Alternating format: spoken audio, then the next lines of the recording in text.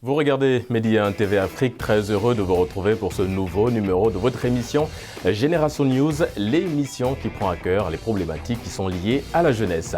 Au sommaire de cette émission, nous allons consacrer la première partie à la problématique liée à l'orientation des nouveaux bacheliers. Jeunesse et réseaux sociaux, quelle politique de protection des données personnelles? C'est la deuxième et dernière problématique de votre émission. Et pour en parler aujourd'hui, j'ai l'honneur de recevoir Baye. Baye, vous êtes psychologue et conseiller d'orientation au Centre national de l'orientation scolaire et professionnelle. Merci d'avoir répondu à notre invitation. Merci Régis. J'ai également le plaisir de recevoir Nicolas. Vous êtes expert en sécurité des systèmes informatiques. Merci d'être là parmi nous aujourd'hui. Merci. Nous avons également Idrissa, vous êtes responsable de communication au CIMEN, le système d'information et de management de l'éducation nationale. Merci également d'être là parmi nous. Merci de l'invitation. Et nous avons le plaisir de recevoir à nouveau Idiatou. Vous êtes doctorante, vous préparez une thèse sur les droits et libertés fondamentaux et la régulation du cyberespace en Afrique de l'Ouest. Merci également d'être là. C'est moi qui vous remercie. Alors, je le disais dans mon introduction, nous allons consacrer la première partie à l'Afrique, université, quelle solution pour l'orientation des jeunes. Alors, l'orientation scolaire ou universitaire est une étape incontournable dans la vie des adolescents et des jeunes adultes.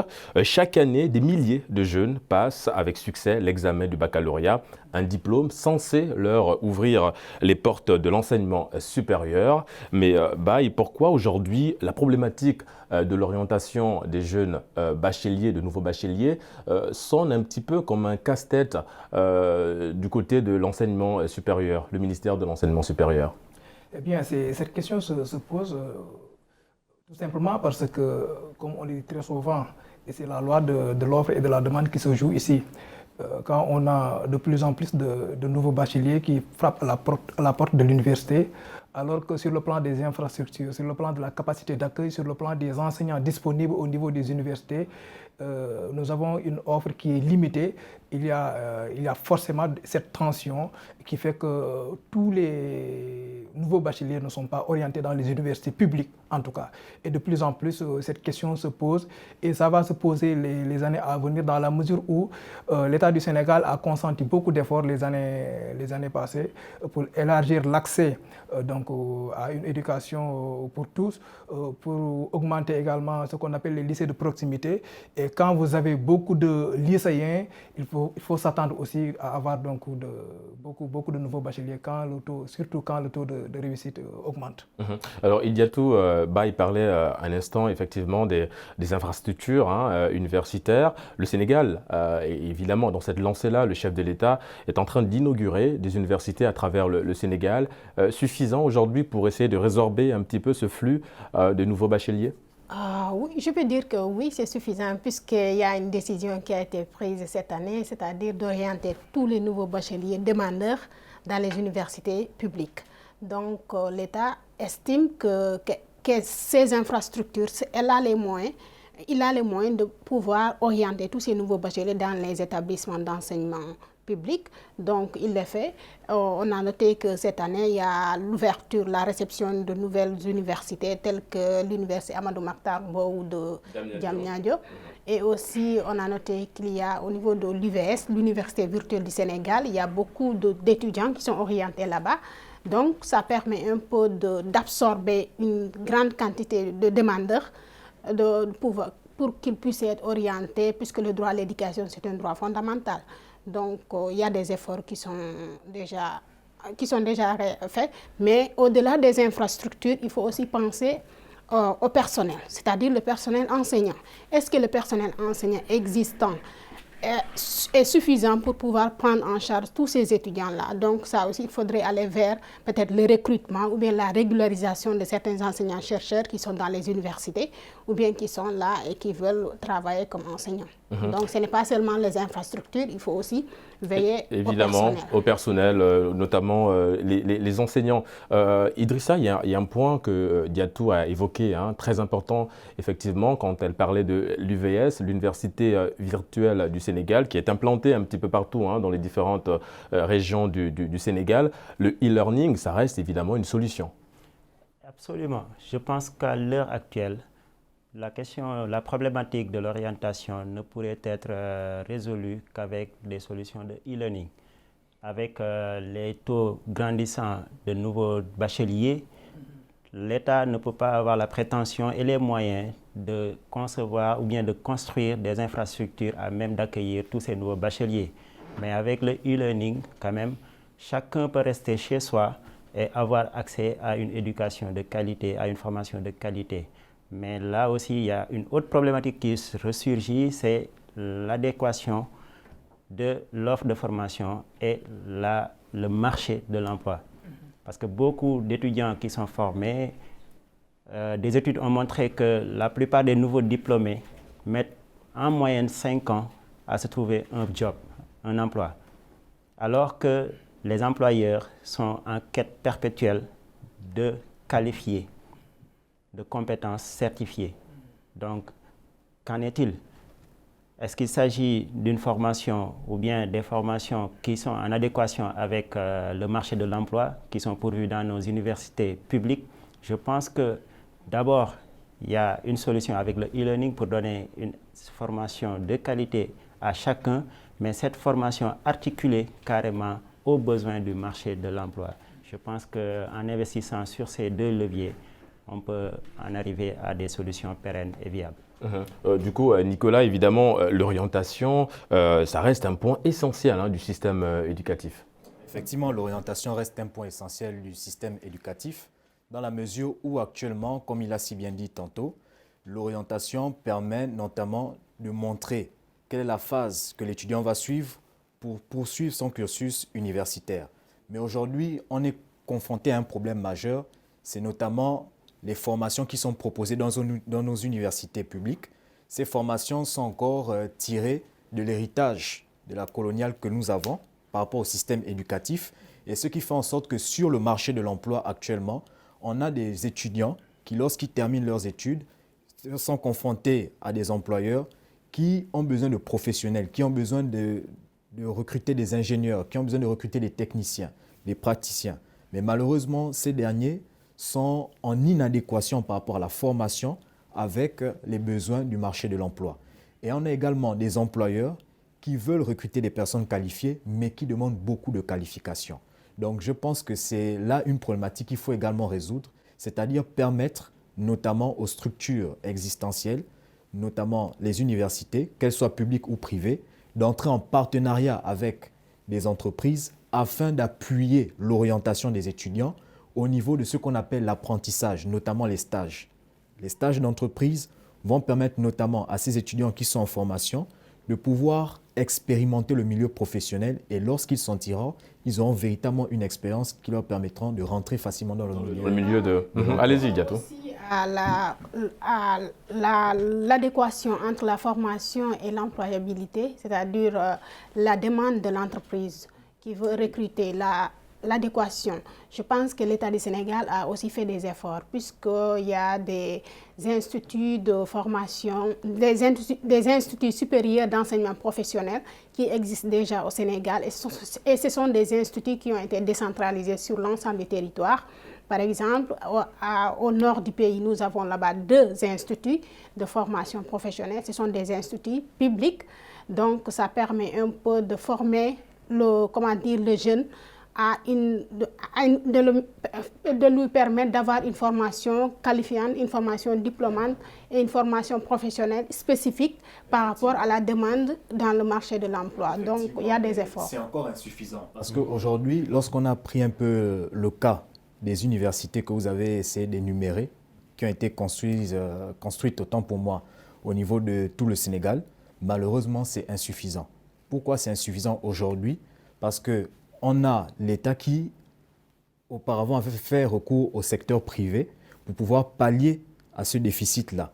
Et aujourd'hui, l'État a pris comme solution, notamment l'UVS, qui absorbe un gros gap d'étudiants, mais malheureusement, c'est toujours insuffisant dans la mesure où on a encore des structures publiques qui accueillent un grand lot. Et lorsqu'on va dans les facultés, généralement, on arrive dans une classe où on a 3000, 2000, 1000 étudiants, Et la vraie question qu'il faut se poser, c'est quelle est la qualité maintenant de la formation qui sera dispensée? Quelle est la qualité de cette jeunesse lorsqu'elle va sortir de l'université? Parce que c'est des questions. On aura le temps, évidemment, de revenir sur ces problématiques-là. Et dans votre argumentaire, il y a des points très importants, évidemment, qui ont été évoqués. Est-ce qu'il faut toujours, parce qu'évidemment, quand on échange, la solution qui revient, on parle de réformer le système éducatif. Est-ce que ça reste la solution? Absolument, je pense que c'est la seule solution durable, en tout cas que l'État du Sénégal doit emprunter. C'est-à-dire, je rebondis sur ce qu'a dit mon ami Nicolas, il faut diversifier, c'est-à-dire diversifier les filières de formation, sortir du schéma classique qui consistait tout simplement à promouvoir les facultés de droit, de facultés de lettres et sciences humaines. Il faut diversifier, il faut créer donc de nouvelles filières, surtout que actuellement avec la découverte des ressources donc sur le gaz et le pétrole, il y a ce qu'on appelle les métiers émergents. Je pense qu'il va falloir anticiper et mettre l'accent donc sur ces filières qu'on appelle les filières émergentes. Mais aussi, je pense qu'il faut également aller vers la professionnalisation. Et à ce niveau, je pense que l'université actuellement est en train de travailler dans ce sens en se basant principalement sur les recommandations ici, donc des concertations sur l'enseignement supérieur. Je pense que de plus en plus, en tout cas, on encourage le développement des filières universitaires professionnelles, mais surtout donc des filières de formation courte. Mais à ce niveau aussi, je pense qu'attendre jusqu'à l'université pour pouvoir encourager la formation professionnelle, c'est un peu tard. Je pense qu'il va falloir donc descendre au palier entre le collège et le lycée. Et à ce niveau, moi, en tant que professionnel de l'orientation, on constate tous les années que quand vous prenez par exemple le nombre d'élèves orientés au niveau donc, du lycée, cette année, nous avons orienté 75 000 élèves au niveau des lycées publics du Sénégal. Mais si c'est 75 000 élèves, vous prenez par exemple, il n'y a que 2 000 qui sont orientés au niveau des filières techniques. Donc T1, T2, F3, F6, etc. Série G. Donc il n'y a que 2 000 qui sont orientés là-bas. Ensuite, si vous prenez l'enseignement général, ceux qui sont orientés au niveau donc, des séries scientifiques, ils ne représentent que 30%, 32%, 33%, 34%. Et ça, je pense qu'à ce niveau, l'État doit mettre l'accent au niveau de la transition collège, lycée, pour diversifier davantage et donc éviter le fait que les étudiants aillent jusqu'en master pour revenir faire donc, des concours de niveau 3. Exactement, oui, allez-y, tout ça. Et en complément, je pense bien que ça permettrait un petit peu d'anticiper sur, n'est-ce pas, à amoindrir le taux de demande d'orientation dans les universités, dans la mesure où un élève qui a reçu une formation technique professionnelle, après son bac, déjà, il dispose d'un diplôme, non pas seulement d'un baccalauréat simple, mais d'un baccalauréat technique qui lui permet déjà d'embrasser le milieu professionnel. Avec quoi il peut travailler déjà et peut-être se doter d'une formation peut-être à la carte ou bien en cours du soir ou bien en cours du week-end et ne pas constituer un surplus de demandes d'orientation dans les universités. Et justement par rapport à l'orientation, il a dit effectivement les chiffres parlent et beaucoup s'orientent évidemment très peu vers les matières scientifiques. Ça a été d'ailleurs le leitmotiv de l'ancien ministre de l'Enseignement supérieur, le professeur Mary Touniane, qui voulait, à travers sa politique, sa stratégie, orienter beaucoup plus les jeunes vers les matières scientifiques. Idiatou. Oui, tout à fait. Je suis tout à fait d'accord avec Baye. Il a dit qu'il faudrait agir dès le bas âge, c'est-à-dire dès le collège ou bien le lycée. C'est à partir de là-bas qu'il faudrait jouer pour pouvoir permettre aux jeunes, une fois l'obtention du bac, de pouvoir être orientés dans des filières scientifiques. Donc, il faudrait un peu généraliser cette politique pour permettre aux élèves, aux collégiens et aux lycéens de pouvoir faire une formation professionnelle, une formation technique et une fois arrivé au baccalauréat de pouvoir être opérationnel sans pour autant vouloir aller dans les universités. Mais il faudrait rappeler aussi que les universités n'ont pas seulement une vocation de former des étudiants pour qu'ils puissent être opérationnels dans le monde du travail. Il y a aussi cette vocation de recherche que les universités ont. La recherche, c'est une vocation qui est dévolue à l'université. L'université doit faire des recherches développement pour permettre de faire des inventions, faire des découvertes pour permettre au développement économique et social du pays. Ce n'est pas seulement la vocation principale de l'université n'est pas seulement la formation et aussi l'opérationnalisation des étudiants, entre autres. Il y a aussi le volet recherche qui est un peu attribué aux universités, puisque si on voit au niveau de l'intitulé même du ministère de l'Enseignement supérieur, c'est le ministre de l'Enseignement supérieur, de la Recherche et de l'Innovation. Donc, c'est à partir de la recherche qu'on peut faire des innovations, qu'on peut développer la société économiquement, socialement et politiquement. Absolument, je suis entièrement d'accord avec vous, Diato. Je pense que c'est la recherche qui doit éclaircir d'abord les décisions politiques. Je pense que dans tous les pays avancés, il y a toujours une articulation entre la recherche et les politiques publiques. Et à ce niveau, je pense que je suis entièrement d'accord avec vous. Mais pour l'orientation au niveau des filières scientifiques et techniques, mais aussi au niveau de la formation professionnelle, il faut dire aussi qu'il y a un problème de perception et de représentation que les Sénégalais, les parents, les élèves, les apprenants se font des formations professionnelles. Très souvent, quand vous avez votre BFM, vous dites que je veux faire une formation professionnelle, ce n'est pas très bien perçu. Et là, il y a un problème d'information et de communication qui fait que dans nos sociétés, par exemple, dire que j'ai mon BFM, je veux faire par exemple un BT en électronique ou bien en restauration, les gens vont se dire que c'est l'échec, à commencer par les parents. C'est ça.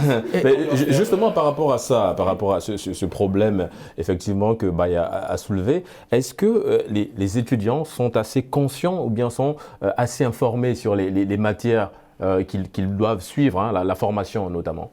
Alors moi je pense que malheureusement les étudiants ne sont pas assez informés parce que l'orientation doit partir, normalement j'irais même plus loin, depuis le bas âge. Lorsqu'on regarde dans les pays développés, on nous donne souvent des dessins à faire à des enfants et on remarque déjà l'orientation de la manière dont l'enfant va dessiner ou reproduire la calligraphie ou encore l'image qu'il aura à représenter sur le papier. Et à partir de là, vous avez des conseils psychologiques, des conseils pédagogiques qui vont suivre l'enfant de bout en bout jusqu'à la fin de son cursus et qui vont pouvoir l'orienter, arriver une fois au bac, pour permettre à ce dernier d'embrasser la profession ou la carrière qui sied avec sa vocation. Et lorsqu'on regarde le contexte général de l'Afrique, on constate que malheureusement, on a dévalorisé les personnes qui n'ont pas les diplômes. Et c'est ce qui fait en sorte qu'aujourd'hui, on se retrouve dans un écosystème où, malheureusement, quand une personne a le BFM, ou à le CEP, ou encore à un diplôme inférieur au bac, on considère que cette personne-là n'a pas assez fait l'école et que par conséquent, elle ne mérite pas un bon traitement d'un point de vue social. Et donc aujourd'hui, on doit pouvoir mettre en place des politiques qui consistent non seulement à orienter, mais aussi à appuyer les étudiants en leur expliquant clairement quels sont les débouchés des formations et quels sont les contenus des matières et également des programmes qu'ils vont suivre. Exactement, parce qu'on assiste à un flou en général chez l'étudiant qui est indécis, qui ne sait pas trop quelle formation il va choisir pour suivre. Des fois, c'est des parents un petit peu qui les orientent. Est-ce que vous avez déjà été confronté à ce problème, Baye? Vous êtes psychologue et conseiller d'orientation. Absolument, je pense que l'une des raisons pour lesquelles le ministère de l'Éducation nationale, l'État du Sénégal, a ouvert des structures d'orientation dans toutes les académies du Sénégal, c'est un peu pour accompagner les jeunes, les apprenants sur les formations, les métiers, les études de manière générale. Je pense qu'à ce niveau aussi, le travail que font les psychologues conseillers au niveau des structures d'orientation, au niveau des académies, est essentiel dans la mesure où c'est un travail qui permet à ces jeunes-là d'avoir un projet professionnel très tôt. Et je pense que c'est important. C'est-à-dire que vous êtes à l'école, oui c'est vrai, mais vous voulez exercer quel métier? Et si vous voulez exercer ce métier-là, quelle est la voie à suivre? Quelles sont les dispositions que vous devez avoir? Quelles sont les qualités humaines qui sont demandées? Quelle personnalité même vous devez avoir? Et à ce niveau, on parle maintenant de psychologie de l'orientation. Dans les autres pays, par exemple, si vous allez en Allemagne, si vous allez en France, c'est très avancé. Les structures d'orientation occupent une place centrale au niveau du dispositif éducatif. Au Sénégal, il y a des efforts qui sont faits, mais je pense qu'avec les réformes qui sont entamées, de plus en plus les conseils d'orientation vont prendre beaucoup plus de place pour accompagner maintenant les jeunes, pour que les jeunes puissent avoir maintenant des métiers, des professions qui correspondent à leur personnalité et à leurs aptitudes. Et pour aller plus loin, je dirais bien que ça va interpeller la question la problématique mondiale par rapport à l'école du futur et par extension l'université du futur, c'est-à-dire quoi? Qu'est-ce qu'on doit enseigner à qui et comment? Nous nous rendons compte que notre école telle qu'elle est bâtie, en fait, nous enseignons les mêmes contenus de programme à tous les enfants au même moment, ainsi de suite. Mais la psychologie de l'enfant, en l'étudiant, on se rend compte qu'il n'y a pas deux enfants identiques. Ben, en enseignant par exemple les mathématiques à tous aux mêmes créneaux horaires, il y a de ces enfants, peut-être leur psychologie ne les met pas dans une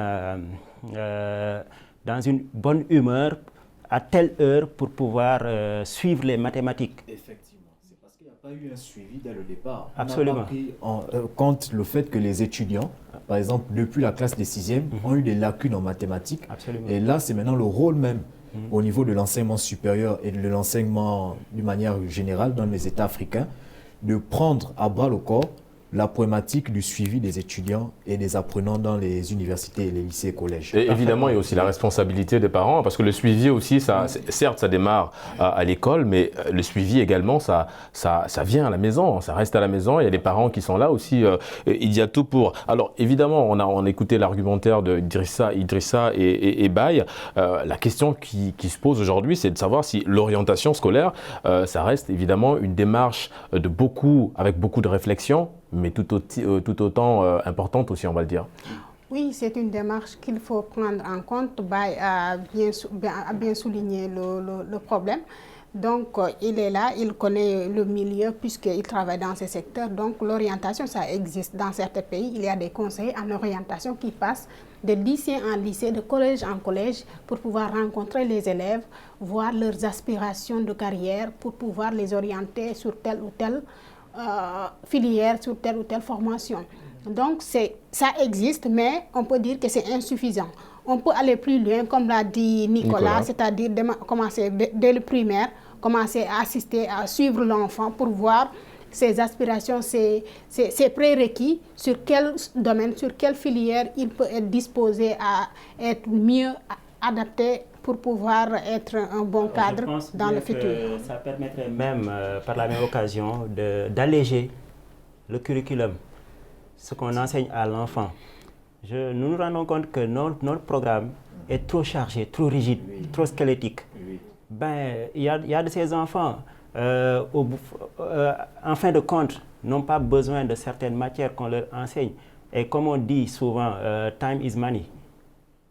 Ben, on passe 10 à 15 ans à l'école à apprendre des matières qui, en fin de compte, ne nous serviront pas dans notre vie professionnelle. Effectivement. Ce temps-là aurait pu être mis à contribution pour renforcer les matières ou bien les disciplines dans lesquelles l'enfant a des prédispositions ou bien a des aspirations, à mon avis. Et comme disait dans une anecdote Toto, c'est pas que je ne veuille pas apprendre les mathématiques, mais on ne m'a jamais expliqué à quoi peuvent me servir dans la vie de tous les jours les mathématiques. Depuis que je suis sorti de l'école, je n'ai jamais été à un guichet où l'on me demande cosinus de la somme à verser. Oui, allez-y Nicolas. Notre ami Baye tout à l'heure, c'est qu'aujourd'hui, on est confronté à un problème. Il faut réformer le système éducatif africain, notamment des pays d'Afrique subsaharienne en profondeur. Revoir rapidement les programmes qui sont dispensés, les matières, et quelle est la nécessité pour ces États en termes d'infrastructures pour accueillir les étudiants et pour aussi former tous les étudiants et les lycéens et collégiens.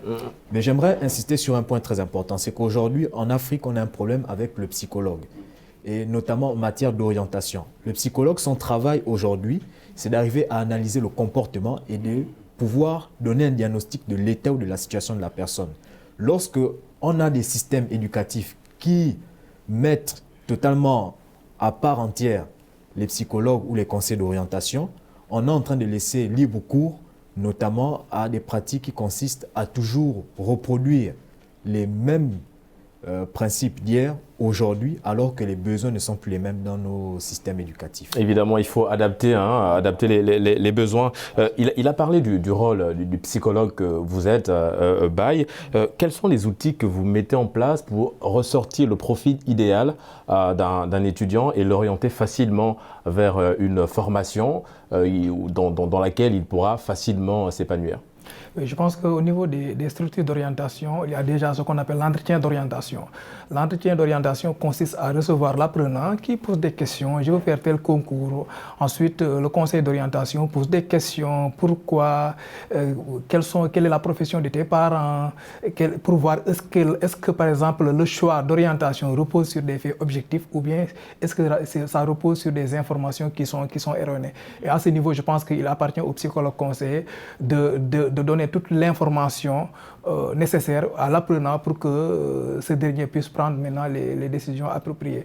Ensuite, je pense qu'il y a également ce qu'on appelle des tests, des tests psychologiques qui permettent un peu de détecter les aptitudes, le potentiel de l'élève, de l'apprenant. Il y en a qui sont beaucoup plus numériques, il y en a beaucoup qui sont beaucoup plus verbales, il y en a qui ont une intelligence spatiale. Et tout ça, ça correspond également à des métiers. À partir de ce moment, le psychologue conseiller, le conseil d'orientation va vous montrer tes forces et les axes de progression, pour ne pas dire les limites sur lesquelles tu dois travailler. Et je pense que c'est essentiel, c'est fondamental.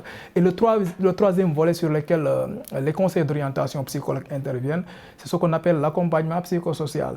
Vous savez que l'éducation, ce n'est pas uniquement l'enseignant, ce n'est pas uniquement les outils pédagogiques, mais aussi il y a des aspects donc, de motivation, de concentration, d'attention. Et tout ça, c'est important. Très souvent, vous voyez des apprenants qui abandonnent parce que tout simplement, ils pensent qu'ils ne peuvent pas réussir.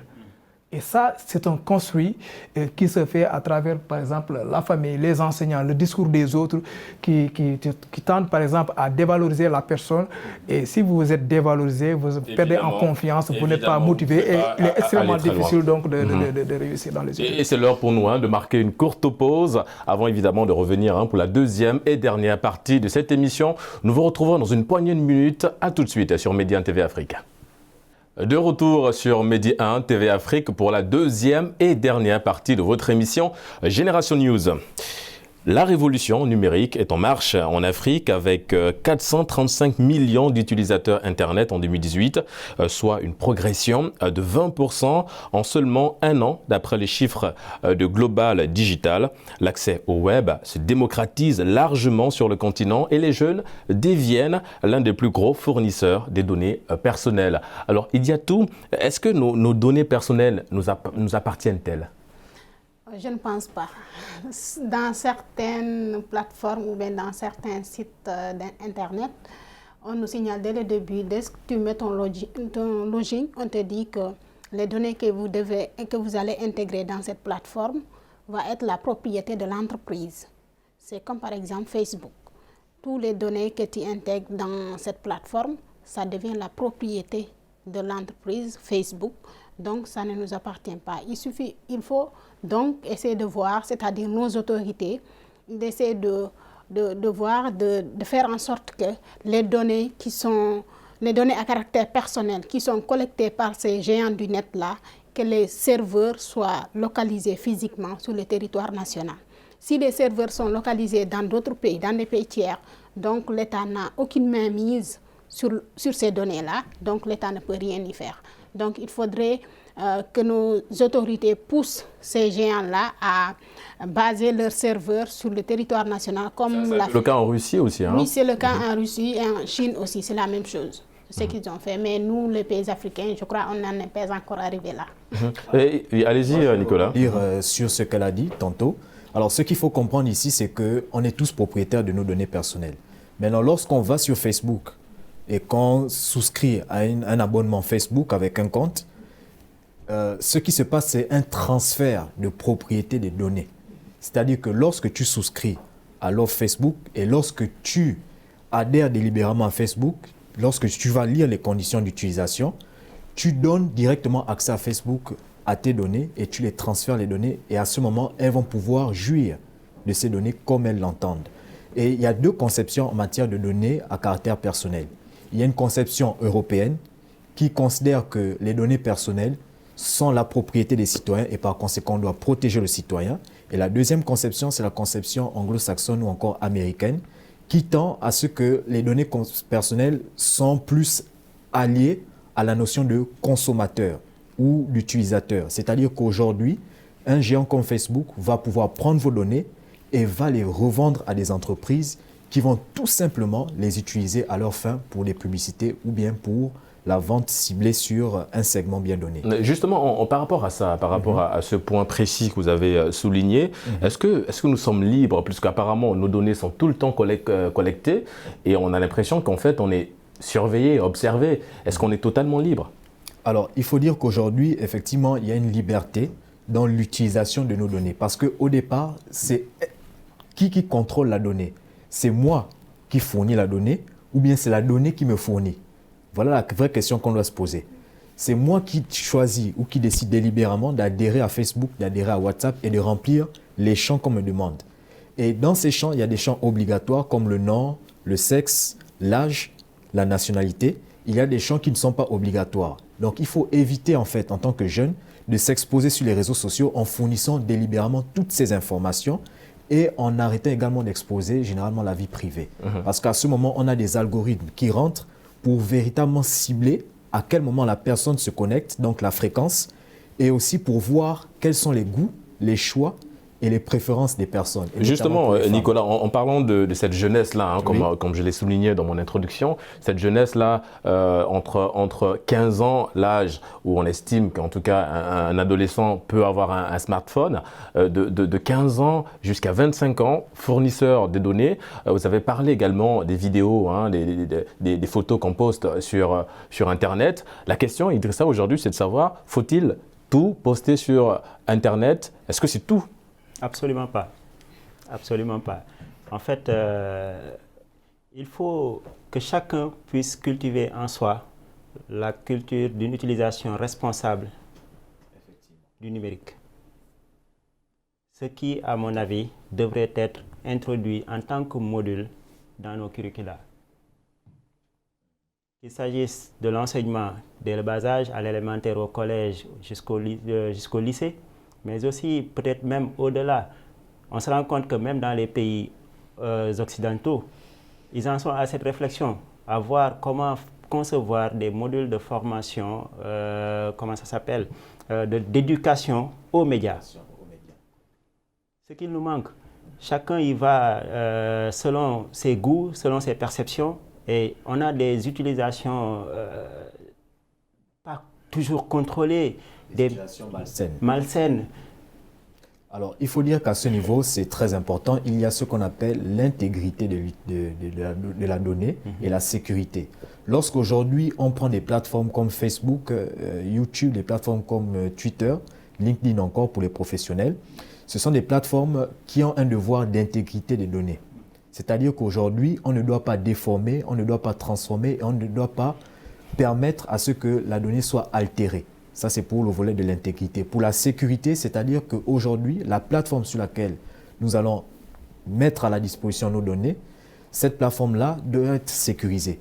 Et elle doit permettre à ce que les données ne soient pas transférées illégalement ou illicitement et qu'il n'y ait pas également d'intrusion. C'est-à-dire, par exemple, un cyberhacker qui vient s'introduire sur Facebook et qui prélève des données à tout bout de champ et qui s'en sert à ses fins. Mais j'aimerais insister sur un point très important, c'est le point de l'éducation. Tout à l'heure, on a évoqué, lors du premier thème, notamment l'avenir de la formation et les métiers futuristes et aussi la recherche et l'innovation.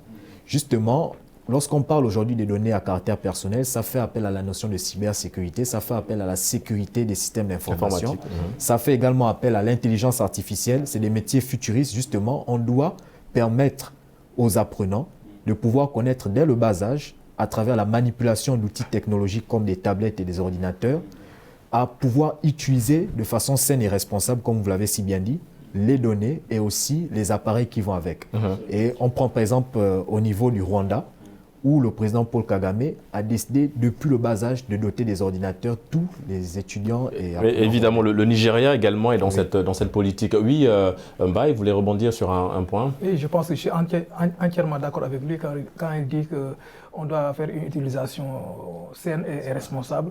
Mais il ne faut pas oublier également que nous sommes dans un contexte de pauvreté où la majeure partie des populations en fait, est analphabète. Si vous avez des populations qui ne savent ni lire ni écrire, comment interpréter par exemple ce qu'on appelle politique de confidentialité, etc. Alors que tous ces gens-là sont présents sur les réseaux sociaux, sur Facebook par exemple. Et je pense que pour rejoindre un peu mon ami Idrissa, il va falloir développer maintenant une éducation au numérique, préparer les jeunes, préparer les familles, puisque le numérique aujourd'hui, c'est pas uniquement une compétence technique, mais je pense que c'est devenu maintenant une compétence de vie. C'est-à-dire que n'importe quelle génération, n'importe quel sexe, n'importe quelle profession, vous avez besoin d'utiliser ces outils-là et donc d'avoir un minimum donc, de compétences à la matière. Et je pense que globalement, ça n'existe pas pour le moment. Allez-y, Diatou. Je pense qu'il faudrait développer, mais aussi vulgariser une culture de cybersécurité pour chaque individu, pour permettre aux gens de savoir comment utiliser les technologies de l'information de façon raisonnable et rationnelle. Comme l'a dit Idrissa, il faut sensibiliser, mais dans cette sensibilisation aussi, il faudrait l'information. Informer la personne et former la personne. Donc, il faut aller sur ces deux volets pour pouvoir un peu inculqué les gens, les citoyens à la culture de cybersécurité. Mais aussi, il faudrait noter que les données à caractère personnel, ce sont des données qui concernent seulement l'individu. C'est-à-dire vous, moi, entre autres, mais ça ne concerne pas les sociétés. Mais de façon juridique, si on définit les données à caractère personnel, ce sont les données des individus. C'est-à-dire tout élément qui permet d'identifier la personne directement ou indirectement. Ça peut être des données médicales, des données judiciaires, par exemple un casier judiciaire, des données bancaires de la personne. Donc, c'est l'individu qui est visé en matière de données à caractère personnel. Nicolas, vous évoluez dans le domaine de la cybersécurité. Quels doivent être les premiers réflexes d'un jeune qui se connecte sur Internet pour protéger évidemment ses données? Alors, le jeune, lorsqu'il se connecte sur Internet pour protéger ses données, la première chose qu'il doit faire, c'est d'abord bien lire les champs qu'il doit remplir. C'est-à-dire qu'aujourd'hui, il y a des champs obligatoires et des champs qui sont non obligatoires. Et identifier clairement et correctement le but, par exemple, du réseau social qu'il va adhérer. Et à ce niveau, il doit également regarder à chaque fois les notifications qu'il va recevoir concernant les conditions d'utilisation de ce réseau social. S'il constate que malheureusement le réseau va prendre les données, les prélever et derrière les utiliser à sa guise, là, ça doit attirer son attention et il doit s'attendre à recevoir des publicités. C'est généralement le cas de Facebook. Aussi, pour préserver sa vie privée, le jeune qui va rentrer dans les réseaux sociaux doit faire tout pour ne pas dévoiler ses informations privées.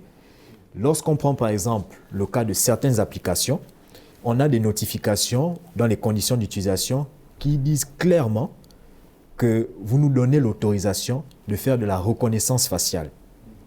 À partir de ce moment, une fois que, par exemple pour les jeunes filles, lorsqu'elles sont en train de se maquiller, on remarque qu'à chaque fois elles sont en train de se maquiller et que l'application se met en marche et tout de suite elle peut prélever l'image de la personne et l'utiliser à d'autres fins. Et à partir de ce moment-là, qu'elle ne s'étonne pas si elle va recevoir des notifications publicitaires pour le maquillage. Et justement, par rapport à ça, il y a un point que Nicolas a souligné qui est très important, c'est la reconnaissance faciale. On a l'impression qu'aujourd'hui, les maisons de téléphonie mobile sont évidemment dans cette quête-là, dans cette course de collecter les données personnelles. Quand on voit aujourd'hui, par exemple, des téléphones, pour déverrouiller votre téléphone, il faut une reconnaissance d'empreinte. Aujourd'hui, on arrive avec des téléphones nouvelle génération où il faut évidemment, comme Nicolas l'a souligné, la reconnaissance faciale. Est-ce que vraiment aujourd'hui, on n'a pas l'impression que si l'Afrique ne protège pas ses données personnelles, on va se retrouver dans une autre forme d'exploitation? Je pense que le problème se pose au niveau donc de l'origine un peu de ces technologies de l'information et de la communication. La majeure partie du temps, c'est des produits qui sont importés. C'est-à-dire que jusque-là, je pense que l'Afrique n'a pas la même mise, en tout cas, sur ses applications, sur ses réseaux, sur tout ce qui se passe actuellement, tout ce qu'il a développé à propos de ces serveurs-là. Je pense que globalement, c'est les Américains, c'est l'Europe un peu qui a un peu la même mise sur ça. Et je pense que maintenant, l'Afrique doit travailler davantage pour être autonome et voilà, préparer sa jeunesse, ses populations pour pouvoir donc répondre de manière appropriée à ces inventions. J'aimerais renchérir sur un point très important.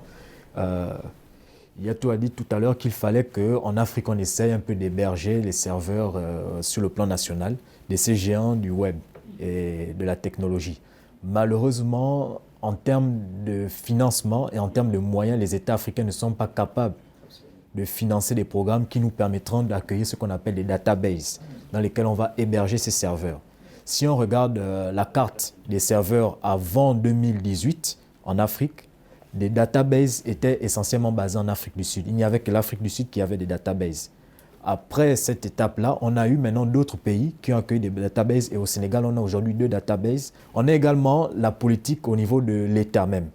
Si on regarde un peu le Sénégal, c'est un des rares pays africains à avoir mis très tôt une politique de protection des données à caractère personnel. Déjà dès 2007, le législateur sénégalais avait voté une loi portant protection des données à caractère personnel.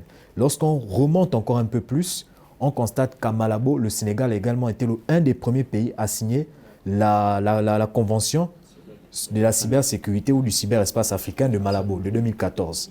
Et lorsqu'on regarde un peu l'environnement ou l'écosystème sénégalais en matière de données, le Sénégal a pris une politique, n'est-ce pas, visant au développement des systèmes d'information et de la communication ou encore des nouvelles technologies. Et parallèlement à cela, le président de la République a pris ou a mis en œuvre un plan national de stratégie de cybersécurité.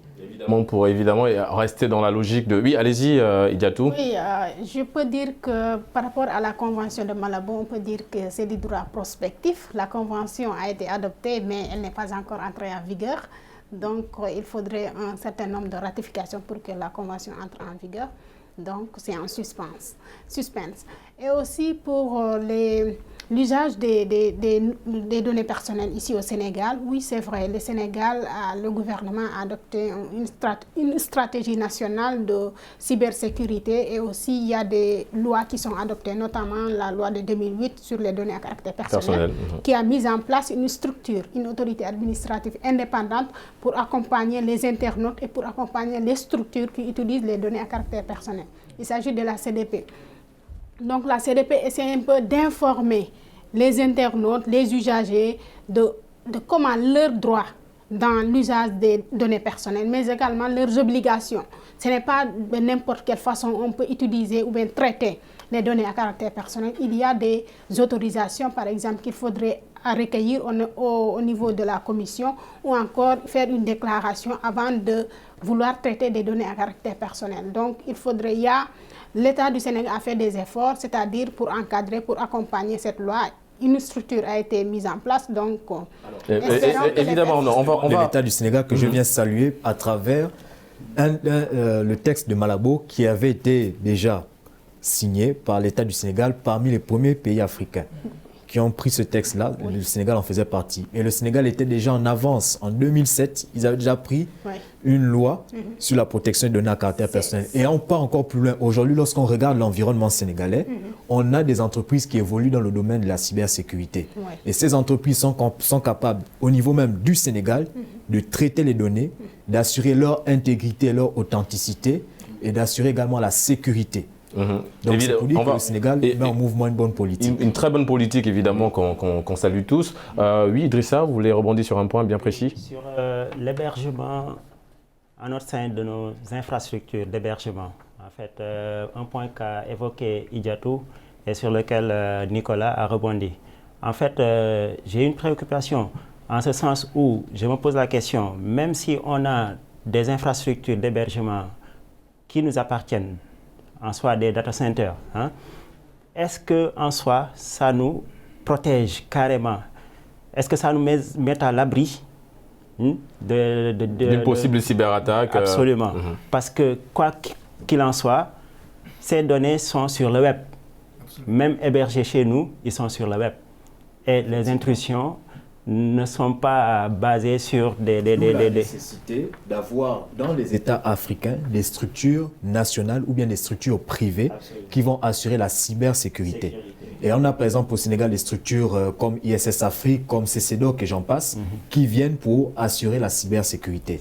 Et lorsqu'on prend le cas spécifique, par exemple, le ISS, c'est une entreprise qui aujourd'hui accentue sur la formation en local de son personnel et héberge en local ses serveurs et aussi promeut des solutions locales pour la cybersécurité afin de pallier justement aux attaques pour une cyberattaque. Alors, Mbaye, évidemment, on va peut-être revenir à nos jeunes frères qui utilisent les réseaux sociaux sans pourtant connaître un petit peu les risques parce que, évidemment, Internet, c'est très dangereux. Évidemment, il faut, comme vous l'avez souligné, avoir une utilisation un petit peu, on va dire, responsable des réseaux sociaux.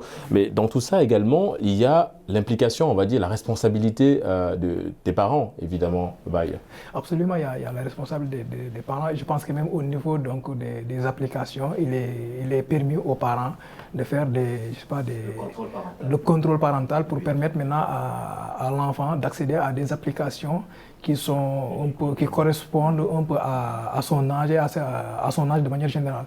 Donc de manière globale, je pense aussi que l'État est en train donc, de développer des politiques avec le programme Sénégal numérique 2025. Je pense qu'il vise vraiment à préparer les populations, les structures d'État, donc de manière générale par rapport au numérique. Je pense qu'il faut travailler sur ce levier, essayer donc de préparer en même temps donc les enfants, les parents, mais aussi même notre administration. Aujourd'hui, quand on parle donc de e-administration, cela veut dire qu'on ne peut plus continuer à travailler comme on le faisait avant. Il faut absolument donc, utiliser le numérique maintenant pour accélérer le travail donc, de l'administration, pour moderniser notre administration. Il y a tout. L'an dernier, Facebook a supprimé des milliers d'applications qui ne respectaient pas son règlement sur les données privées et des utilisateurs, et aussi celles qui... on va dire, ces applications-là, ces virus qui facilement arrivent à pénétrer dans les téléphones, les smartphones des jeunes. Une initiative évidemment à encourager de la part du géant du net. Effectivement, c'est une initiative qu'il faut encourager, que tous les géants devraient suivre pour pouvoir un peu protéger les internautes. Les internautes sont très exposés. Mais cette exposition aussi dépend de l'usage que fait la personne. À chaque fois qu'on touche un objet connecté ou bien une machine, un smartphone qui est connecté, on laisse des traces. Et ces traces-là, c'est collecté. Des algorithmes sont utilisés pour collecter ces traces, pour voir, pour analyser nos centres d'intérêt, nos préoccupations, nos aspirations. Et ça, c'est revendu à des entreprises. Maintenant, les données personnelles, c'est devenu un fonds de commerce. L'entreprise utilise les données personnelles pour pouvoir faire des prospections commerciales. Donc, ça, il faudrait encourager cette initiative et pousser d'autres encore à aller dedans et à renforcer cela. Mais il faudrait savoir aussi que la prospection directe, vous avez parlé tantôt le fait de recevoir un mail nous proposant des offres, des services ou encore des produits, parce qu'un jour on a cliqué sur un produit, on voulait savoir le prix, quelque chose entre autres. La prospection directe, c'est interdit. La loi interdit la prospection directe. Oui. Donc, ce n'est pas parce que j'ai les données, j'ai les coordonnées de la personne, je peux lui envoyer à n'importe quelle heure un mail ou bien un message lui proposant mes services ou mes produits. C'est interdit. Même si tu as ces coordonnées, il ne faut pas le faire. Mais ici, on voit du n'importe quoi, du n'importe comment les choses. Aujourd'hui, avec l'évolution technologique, les entreprises n'ont même plus besoin d'avoir recours au mail. Elles vous envoient directement des notifications ou bien des bannières qu'on va recevoir où il y aura des publicités, par exemple, de d'autres sites ou bien de d'autres produits ou d'autres applications. Lorsque tu vas sur YouTube, tu reçois, par exemple, avant de regarder une vidéo, un display. Et à partir de ce moment-là, tu es toi-même en face d'une publicité. Ouais. Et parfois, tu dois regarder jusqu'à la fin. Et dans certains cas, on te demande si tu veux ignorer directement la vidéo du display. Mais j'aimerais revenir sur un point très important. Lorsqu'on regarde bien une application et lorsqu'on y adhère, dans les conditions d'utilisation, on reçoit également ce qu'on appelle la possibilité d'avoir accès à toutes nos coordonnées et aux coordonnées de toutes les personnes qu'on a dans notre répertoire. Oui, le souci justement avec ça, avec cette démarche-là, Nicolas, justement, avec cette démarche, on se rend compte que ça devient une sorte d'obligation parce que si vous regardez certaines applications, ils insistent sur le fait que vous soyez d'accord pour que l'application s'installe. Si vous dites non, l'application ne va pas aller au bout de son installation. Donc on a l'impression que ce n'est plus une demande, mais ça devient une sorte d'obligation. Non seulement une obligation, mais aussi je pense qu'il faut, c'est important de le souligner. Quelquefois aussi on constate que par exemple, vous prenez par exemple une application, vous progressez, vous voulez télécharger, on vous demande de mettre obligatoirement votre adresse email. Et cela veut dire que ça, ce n'est plus maintenant une demande, mais cela veut dire qu'on vous impose maintenant l'application. Et ensuite, quand il parle par exemple de conditions d'utilisation, il y a combien de personnes qui se donnent le temps nécessaire de lire entièrement les conditions d'utilisation? Ça également, c'est un autre problème. Généralement, tu es intéressé par une application, tu cliques sur l'application, on te présente les conditions d'utilisation. Maintenant, tu lis même pas les conditions d'utilisation, tu dis accepte et puis voilà. Directement on clique. Justement, par rapport à ça, on l'a dit tout à l'heure, il va falloir beaucoup de sensibilisation auprès des jeunes qui utilisent ces applications et également sur la capacité qu'ils ont de protéger leurs données personnelles. Que faut-il faire davantage? On a parlé de la sensibilisation, mais est-ce qu'il y a d'autres moyens également pour pousser les jeunes à protéger eux-mêmes leurs données? Je pense que le tout est de miser sur la sensibilisation et la formation, l'éducation aux médias. Parce qu'on parle d'utilisation responsable. La personne, même s'il veut télécharger une application ou bien souscrire à quelque chose, qu'il se donne la peine de lire les conditions d'utilisation. Et si ça ne l'agrée pas, ou bien si ça lui... Voilà, si véritablement il a quelques doutes par rapport à l'utilisation future de ces données-là, ben, il lui appartient la responsabilité d'aller au bout du processus ou bien de ne pas le faire. Alors, et je pense sur ce point, je pense que ces derniers temps, quand on suit un peu l'évolution de la législation sénégalaise, ces derniers temps, il y a beaucoup de procès. Il y a eu beaucoup de procès qui inculpaient un peu des jeunes qui avaient fait une utilisation abusive de ces réseaux sociaux, par exemple. Donc un peu cyberharcèlement, ou bien même ils ont attaqué des gens, ou bien même ils se sont prononcés sur des questions extrêmement sensibles liées à la sécurité nationale. Et à ce niveau, on s'est rendu compte qu'en réalité, ces jeunes-là étaient innocents. Ils n'avaient pas suffisamment d'informations, ils n'avaient pas de formation pour savoir que l'acte qu'il était en train de poser était dangereux. C'est ça. Il nous reste quelques minutes. Idiatou, vous voulez rebondir sur un point? Oui, par rapport un peu à la sécurité numérique. Je pense que maintenant, la sécurité numérique, c'est primordial. Ça s'impose à toute structure et à toute personne. Par exemple, de la même façon, de la même manière qu'une entreprise ou bien une administration recrute un agent chargé de la sécurité, un vigile entre autres, il doit aussi recruter un agent qui gère la sécurité de ces systèmes d'information. Donc, ce n'est pas seulement la sécurité physique, il faut maintenant veiller à la sécurité virtuelle, la sécurité numérique. Dans une entreprise, une structure, il faut veiller sur ça pour pouvoir protéger ces systèmes d'information contre d'éventuelles attaques de cybercriminels ou bien de hackers. Exactement, il faut protéger nos données. Nous sommes malheureusement arrivés au terme de cette émission. Merci à Nicolas, merci Baye, merci Idiatou, merci à Idrissa d'avoir participé à cette émission. Merci également à vous, chers téléspectateurs, de nous avoir suivis. Nous vous donnons évidemment rendez-vous la semaine prochaine pour un autre numéro de votre émission Génération News sur Média TV Afrique. Et d'ici là, bonne suite des programmes sur nos antennes.